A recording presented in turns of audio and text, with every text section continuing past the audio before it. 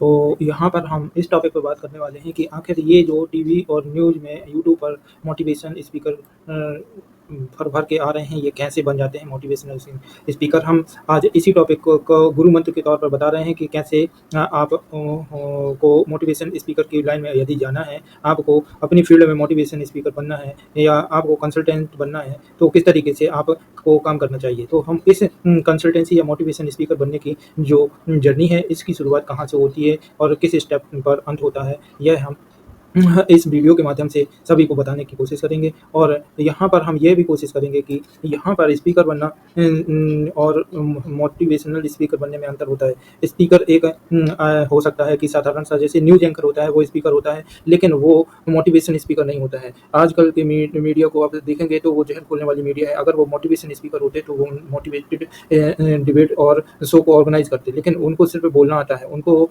Motivate करना नहीं आता है। एक टीचर जो होता है वो हो सकता है कि कुछ हद तक अपनी ऑफलाइन क्लास को मोटिवेट करता हो, लेकिन यहाँ पर जो हम बता रहे हैं, यहाँ पर ऐसा कोई भी शख्स नहीं है जो कि मोटिवेशन स्पीकर हो। मोटिवेशन स्पीकर के फील्ड में जो कैरियर बनाते हैं वो यह एक भागवत पुराण बाँचने वाले पंडित की तरह ही अपने शब्दों के साथ खेलते हैं, शब्दों को ही चयन करते हैं। तो उसके लिए सबसे पहली बात होनी चाहिए कि आपके पास उत्साह होना चाहिए। जब आप खुद उत्साहित नहीं हैं, तो आप दूसरे को मोटिवेट कैसे कर सकते हैं? तो आपको उत्साहित होना चाहिए, आपके उत्साह से ही मोटिवेशन मिलता है।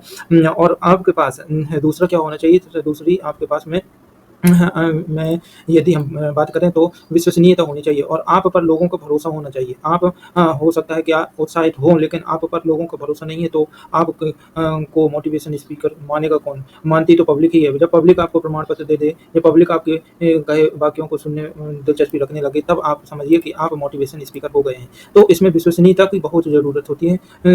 तो विश्वसनीयता और उत्साह के ऊपर हम खास तौर पर बात करते हैं कि आप को उस विश्वसनीयता और उत्साह कहाँ से लेके आना है और कैसे आप सफल मोटिवेशन स्पीकर बन सकते हैं। तो यहाँ पर ये बहुत ही अच्छा टॉपिक है। अभी वर्तमान में कोविड के बाद से हमारे यूट्यूब के फैमिली में अगर देखा जाए तो मोटिवेशन स्पीकरों का जो ग्राफ है वह तेज़ी से बढ़ा है। आए दिन अक्सर मोटिवेशन स्पीकर खड़े होते जा रहे हैं। मोटिवेशन स्पीकर आमतौर पर किसी के वीडियो की छोटी सी क्लिप को निकाल कर ही अपने शब्दों के साथ खेलते हैं और उस क्लिप को मोटिवेशन से भर देते हैं। कुछ तो यूपीएससी के ज़्यादातर मोटिवेशन स्पीकर हमारे यूट्यूब पर भरे पड़े हैं। कुछ प्रतियोगी परीक्षाओं के मोटिवेशन स्पीकर भरे पड़े हैं। पर हमको लाइफ ज़िंदगी के मोटिवेशन के लिए क्या करना चाहिए, इसके लिए हम आज बात करते हैं। मोटिवेशन स्पीकर के तौर पर आप अपना करियर कैसे बना सकते हैं? मोटिवेशन स्पीकर बन करके आप अपने आप को कैसे समाज में अपने को प्रतिष्ठित कर सकते हैं और आप इसको अपनी कमाई का ज़रिया भी बना सकते हैं। यूट्यूब पर आप मोटिवेशन वीडियो डाल करके और आप यदि आप एक बार प्रसिद्ध हो गए, प्रसिद्धि को प्राप्त कर गए, तो आपको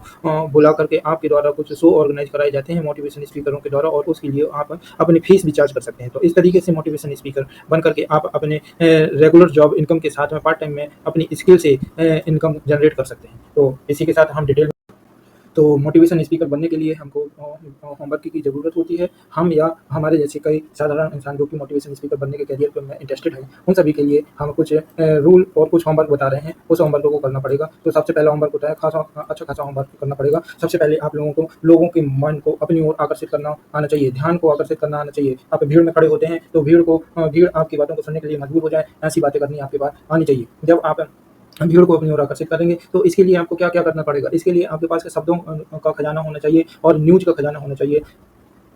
दुनिया जहान के हर क्षेत्र की न्यूज़ जानकारी आपके पास होनी चाहिए। कब कहाँ किस क्षेत्र का एग्जाम्पल आपको देना पड़ जाए, इसलिए आपके पास दुनिया की सारी नॉलेज होनी चाहिए। इसके लिए आपके पास समाज में क्या चल रहा है, समाज पहले किस तरीके से काम करता था, समाज की नॉलेज होनी चाहिए। स्थान विशेष की नॉलेज होनी चाहिए। जिस टॉपिक पर आप मोटिवेशन दे रहे हैं उस मोटिवेशन से रिलेटेड कौन-कौन से स्थान है और उन स्थानों की क्या खासियत है, क्या बुराइयाँ हैं, यह सब जानकारी होनी चाहिए। किस देश के बारे में मोटिवेशन दे रहे हैं, किस प्रदेश के बारे में मोटिवेशन दे रहे हैं, किस शिक्षक के बारे में मोटिवेशन दे रहे हैं, यह सब जानकारी होनी चाहिए। कल्चर कौन-सा है, किस कल्चर के बारे में आप जानकारी ज्ञान दे रहे हैं, उस कल्चर और दूसरे कल्चरों में क्या अंतर है, ये सारे कल्चरल डिफरेंस आपको आना चाहिए। और इसके बाद लाइफस्टाइल के बारे में, उस समय की पोशाक क्या थी, आज की पोशाक क्या है, जीवन यापन करने का तरीका उस समय क्या था, आज का क्या है। तो मोटिवेशन के लिए आपको इस तरीके से मुख्य तौर पर यह न्यूज़ का खजाना होना चाहिए, या ये कह लीजिए कि आप यूपीएससी के लिए तैयारी कर रहे हो, इस तरीके का आपके पास कंठस्थ ज्ञान होना चाहिए, वही मोटिवेशन स्पीकर हो सकता है। हमने एक बार पिछले शब्दों में कहा था कि एक टीचर मोटिवेशन स्पीकर नहीं होता है, क्योंकि वो टीचर शब्दों के साथ तो खेल सकता है, लेकिन उसको सिर्फ अपने सब्जेक्ट या अपने विषय विशेष के ही शब्दों के साथ खेलना आता है, उसको दुनिया जहान की जानकारी नहीं होती है। आपको आपको अपडेट रहना चाहिए। कोई सब्जेक्ट एक्सपर्ट जो होगा, सब्जेक्ट मैटर एक्सपर्ट केवल अपने सब्जेक्ट के मटेरियल के साथ ही खेल सकता है, वो उसके साथ ही गूगली करेगा और आपको समझाने के लिए सरल से सरल और कठिन से कठिन एग्जाम्पल का यूज़ कर सकता है। लेकिन आप यदि मोटिवेशन स्पीकर बन रहे हैं, तो आपको इन सभी से हट के काम करना आना चाहिए। इनके शब्दों के अलावा भी अपने शब्दों के अलावा भी दुनिया जहान के सारे शब्द आने चाहिए, जिनको आप सही समय पर सही जगह पर उपयोग कर सकें। तो इस तरीके से आप मोटिवेशन स्पीकर बनने के लिए आप अपनी शुरुआत कर सकते हैं। सबसे पहले अपने नॉलेज को बढ़ाइए। अगर आप एलआईसी एजेंट बन रहे हैं, या आप कंसल्टेंट बन रहे हैं, एजुकेशन कंसल्टेंट बन रहे हैं, रियल एस्टेट से रिलेटेड कोई कंसल्टेंसी कर रहे हैं, या आईटी से रिलेटेड कर रहे हैं, तो आपको आईटी का बॉटम टू टॉप सारी नॉलेज होनी चाहिए।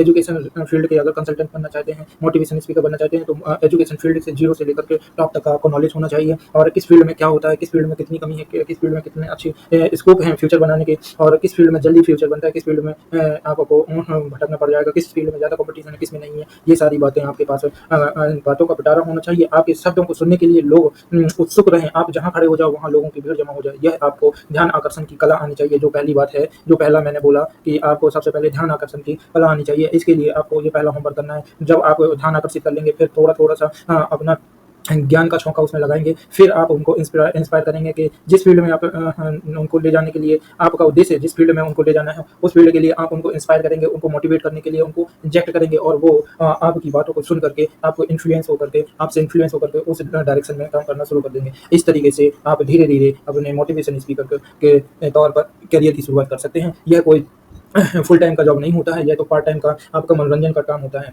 जैसे आप खाली समय में बैठ कर के गाना गुनगुनाते हैं, उसी तरीके से आप खाली समय में कुछ लोगों को, कुछ बच्चों को, कुछ समाज के बुजुर्गों को उनको एक साथ इकट्ठा करके उनको मोटिवेट कर सकते हैं, उनको स्पीच दे सकते हैं। ज़रूरी नहीं है कि जो समाज में बुजुर्ग हो गए हैं उनके पास ज्ञान के भंडार हैं। यदि बुजुर्गों के पास इतना ही ज्ञान का भंडार होता, तो आजकल उनसे आधी उम्र के जो कथावाचक हैं, उनके यहाँ पर ये बुजुर्गों की भीड़ न लगी होती। तो सबसे ज़्यादा ज्ञान की कमी और मोटिवेशन की कमी इन बुजुर्गों में ही है, क्योंकि उनका पूरा जीवन डिप्रेशन और एंग्जाइटी में निकल जाता है, और उनको जीवन की खोज में यह समझ ही नहीं आता कि आखिर उनको शांति या उनको सुकून कब मिलेगा। तो इस कारण से वो छोटे-छोटे कथावाचकों के यहाँ भीड़ में जाते हैं। कथावाचक भी ऑलराउंडर नहीं होते हैं, लेकिन एक साइंटिफिक स्टडी करने वाला इंसान जो साइकोलॉजी को समझता है, वो मानव की साइकोलॉजी का यूज़ करके बुजुर्गों को, बच्चों को, बूढ़ों को, जवानों को, सभी को मोटिवेट कर सकता है। तो यह छोटा-सा टॉपिक हमारा कैसा लगा आपको? यदि इससे रिलेटेड और कंटेंट की ज़रूरत है, तो हमसे आप कमेंट के माध्यम से जानकारी इकट्ठी कर सकते हैं। हमको कमेंट करिए और हमको मार्गदर्शन दे सकते हैं कि किस तरीके के कंटेंट से आप ज़्यादा मोटिवेट होंगे।